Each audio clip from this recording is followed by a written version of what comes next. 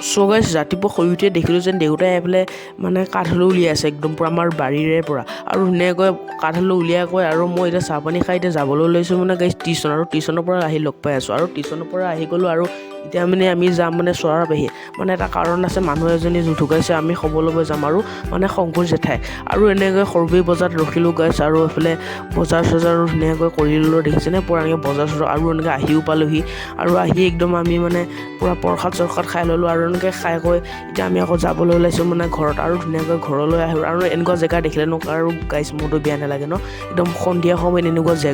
এনেকুৱা জেগাত আপোনালোকে আহিব আৰু দেখিছেনে কি ধুনীয়া জেগা আৰু এইখিনিতে অকণমান ৰখিলোঁ সন্ধিয়া সময়ত আৰু দেখিছেনে এইটো ইটা ভাটা ওচৰৰ পৰা এইটো দেখিছেনে ইটাৰ পৰা জুম কৰি দিছোঁ আৰু ইটা ভাটা চাই আকৌ এনেকৈ আহি গ'লোঁ আৰু সৰুবেই বজাৰ আৰু বজাৰ চজাৰ কৰি আৰু ঘৰ পালোঁহি আৰু মানে টিউশ্যনত হোমৱৰ্ক দিছিল আৰু হোমৱৰ্ক চোমৱৰ্ক কৰি আৰু সৌৰজগতৰ কথা অকণমান পঢ়ি আজিলৈ বাই বাই।